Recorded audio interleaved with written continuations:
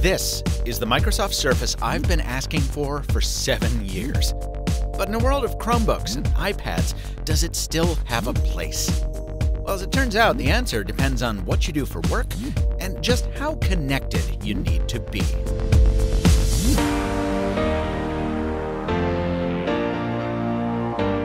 First glance, you can't really see what makes this Surface stand out from its predecessors.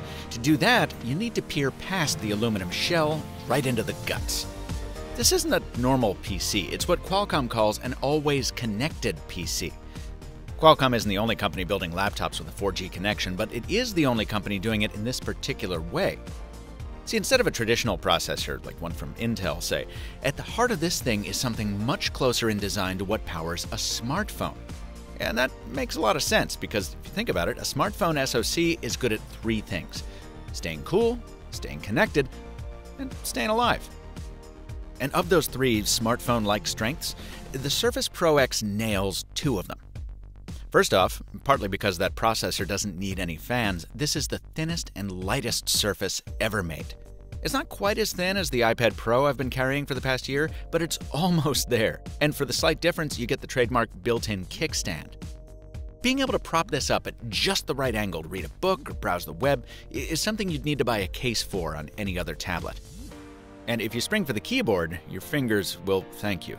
It's springy but not mushy, tactile but not clackety. The only place it doesn't really work, as usual for a Surface, is on a lap. I wish there was a secondary flap that folded down from the main kickstand to give it a secondary base. I'm a little surprised Microsoft hasn't built that in yet. Anyway, Windows Hello is faster than on any machine I've used. There's a cool magnet that keeps the keyboard shut when it's closed. Thanks Daniel Rubino for pointing that out. The speakers are loud, you've got dual USB ports, and there's even a user-accessible SSD. The only real complaints I have about the hardware are cosmetic. The display, while bright and beautiful, lacks the rounded corners that I've come to appreciate from the iPad. And I sure wish Microsoft had given us another color option besides black aluminum, which gets smudgy the instant you take it out of the box. Yeah, you know where this is going. If you buy one of these, get yourself a skin from my sponsor, dbrand. I tried a variety of strong but wrong color options before settling on what I think is a fun combo of Swarm Honeycomb and colorized Windows logo. It won't bring back the headphone jack, but dbrand will give your Surface the personality that Microsoft wouldn't, and protect it in the process.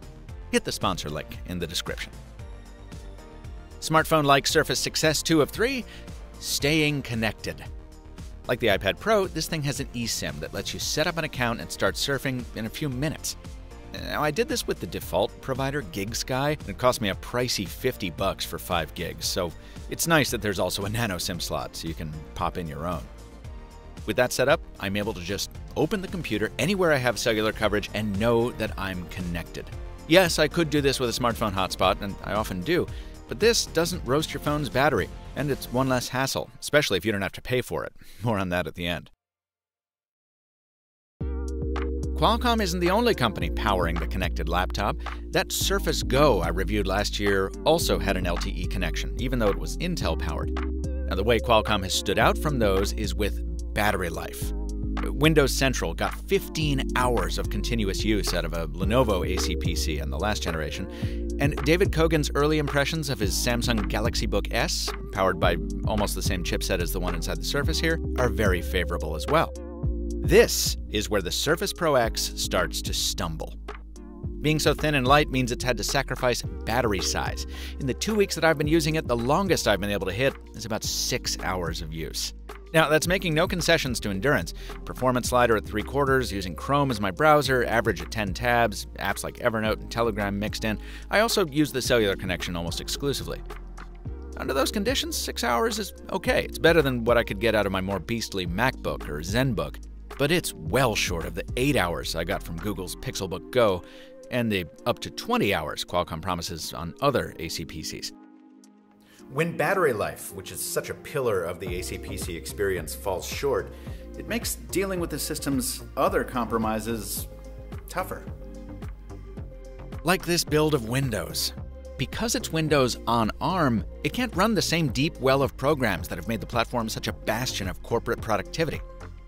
Some apps, like 2 popular VPNs I usually use, don't work at all without special configuration. Win32 apps run in emulation, which is to say, usually pretty slowly. Others are promised, Photoshop by Adobe is the biggest name I hear tossed around for 2020. You can see Zach Bowden playing with it here, but with no firm delivery date. And as strong as the Windows ecosystem is for legacy PC programs, for tablet apps, it's bad. I tried reading on this thing only to discover that Amazon dropped the tablet version of the Kindle app years ago. The desktop version works, but you need to double-click on a book to open it. This is a good PC, but it's not a very good tablet. So I started wondering who would buy one of these over, say, a Chromebook. And I did what all great researchers do. I asked Twitter. The answer came back loudly and instantaneously: business users. Even though it doesn't run everything a more conventional PC will, you do have the entire Microsoft Office suite. It's compatible with Active Directory, which is how lots of workers log onto their corporate intranet. Thank you, Brad Sams. Sasha Segan points out that some companies require Microsoft Edge instead of the Chrome that a Chromebook would lock you into. And for other folks, it's not about corporate rules so much as not wanting any more Google in their life. All right, so let's take it home. Do I like this thing? Yes, very much. But I didn't have to pay anything to borrow this one from Qualcomm. If I had to cough up $1,000, which is what the base model costs, plus another $140 for the keyboard or $270 for the keyboard and pen, well, as a consumer, I'd hope that someone reminded me that for about the same price, I could get a better tablet in the iPad, or a better PC in the Surface Pro 7, or I could buy a Pixelbook Go, along with literally every accessory Google offers. So, if you're an enterprise professional and you need a PC with an always-on connection, definitely try to expense one of these or get your IT department to snag one. I don't think you'll regret it, and the fact that your company will probably also pay for your internet connection helps a lot too. If you're anyone else, though, you can probably get by without it. Special thanks to Daniel Rubino of Windows Central, whose Slack I absolutely blow up with questions every time I do a Windows video. He's got a great review of this device and a great explainer on the history of AC PCs, which I will link below. This review made possible by a Surface Pro X review sample provided by Qualcomm, but I don't do paid reviews, and the company didn't get a copy of this video in advance. They're seeing it for the first time right alongside you. Please subscribe if you'd like to see more videos like this on YouTube. Until next time, thanks for watching. And stay mobile, my friends.